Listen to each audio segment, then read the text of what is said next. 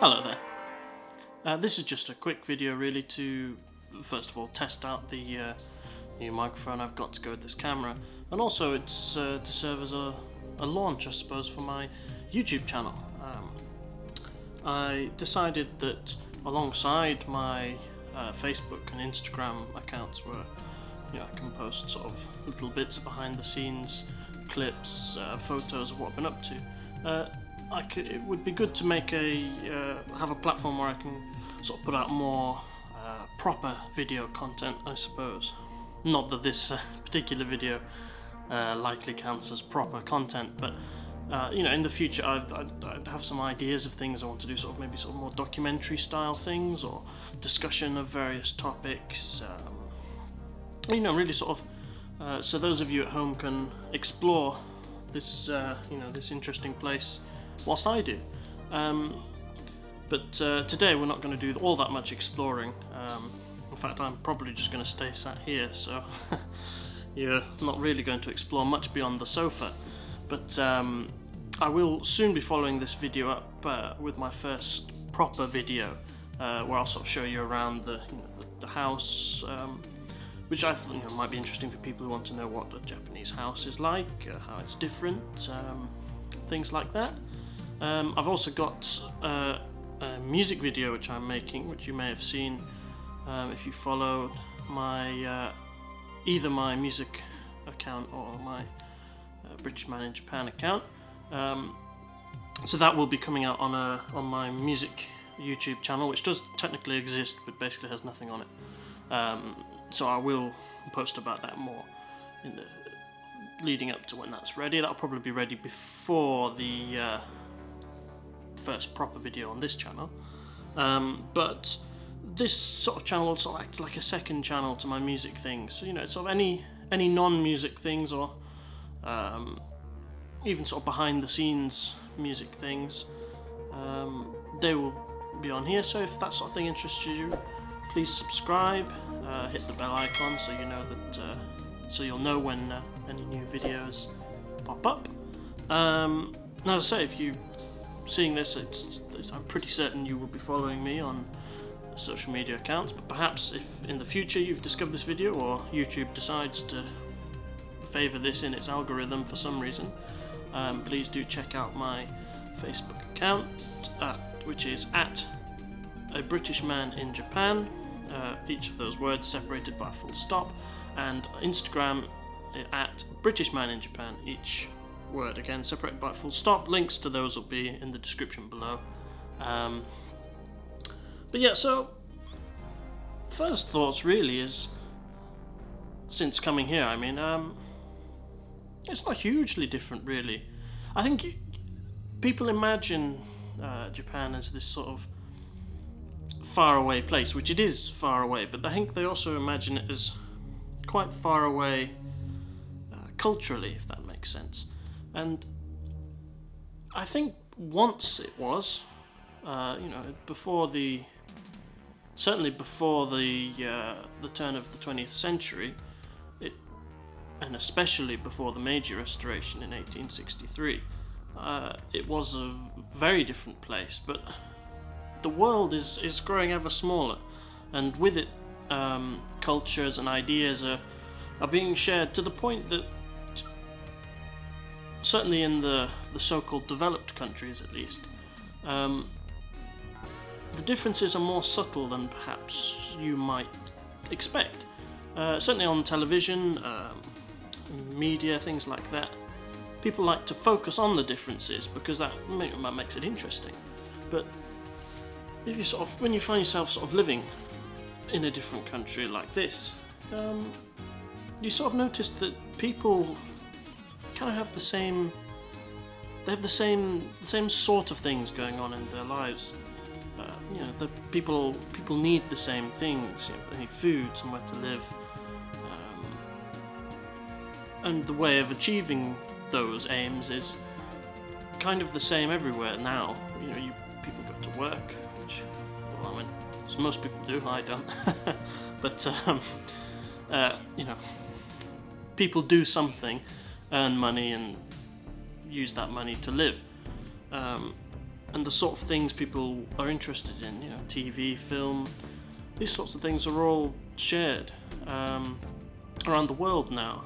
Netflix, for example, is available everywhere. I still watch the same programs that I would watch if I was at home.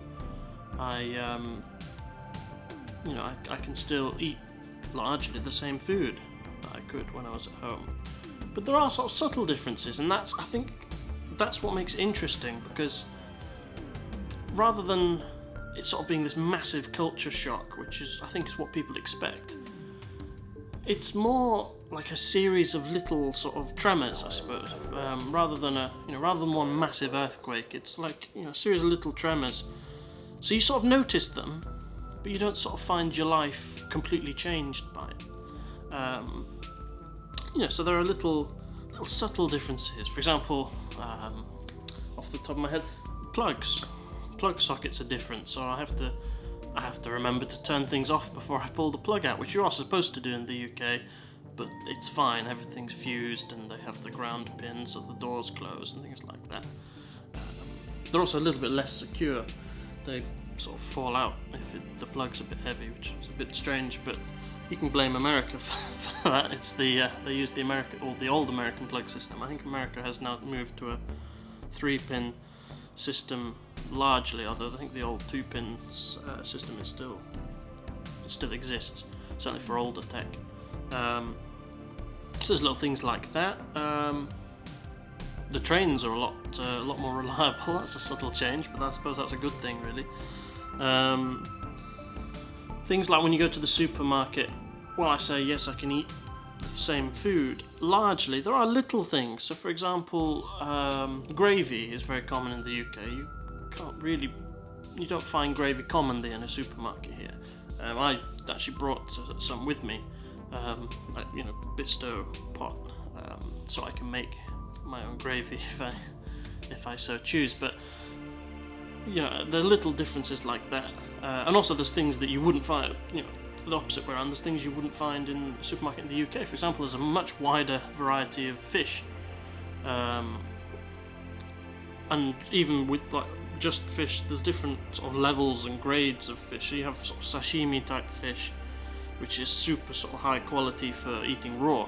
You don't have to do anything to it. You can just eat that. Whereas, you know, that's not a thing people do so commonly in the UK, at least.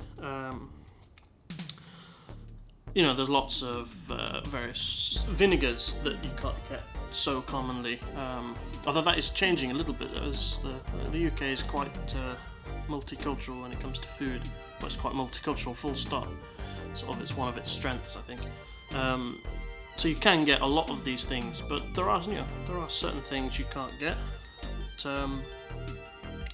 in both places. But by and large, the supermarket itself is a very similar experience. You know, you have your little vegetable section with the familiar vegetables. There's a few, spanners thrown in the works, I suppose, like bamboo shoots, and they have these sort of extremely long, I think they're radishes that look kind of like chair legs, which I've never seen in the UK, but then I'm not really the world's authority on vegetables, as you can probably tell by the shape of that. But so there's subtle differences, but it's all laid out roughly the same. You put everything in the basket, you go to the till, the number comes up on the screen, and you give them the money, or you give them the card these days. But there's a subtle difference actually, is that cash is much more common here than in the UK. So I tend to use cash almost exclusively now, partially because I haven't quite got round to sorting out online banking yet, because I'm a bit lazy and I have no idea what's in my bank account. Not very much, I suspect. But so that's a little difference. But by and large, there's no sort of huge culture shock, which I think a lot of people might be surprised to hear. It's certainly not the narrative you're used to hearing. So that's sort of one of my initial thoughts. Everyone's very nice. I've lots of friendly people. Emmy's family have all been very kind and welcoming. People are very understanding that you can't speak the language. They do sort of keep speaking to you, but they don't seem to get angry or anything, or maybe they're very good at hiding it, but I've never had anyone sort of get annoyed due to my lack of Japanese speaking. I am learning, obviously, as I go, but you know, it's one thing learning from a textbook to actually doing it for real. But yeah, so I mean, it's all been very positive so far. It's basically the short version, and I look forward to more experiences and sharing them with you. Eventually, I want to, you know, not just sit on the sofa and talk to you. You know, I want to go out and show you Japan, I guess. That's sort of one of the main things of this channel, at least, is that I want for you guys to experience Japan through me, rather than me just sort of tell you stuff.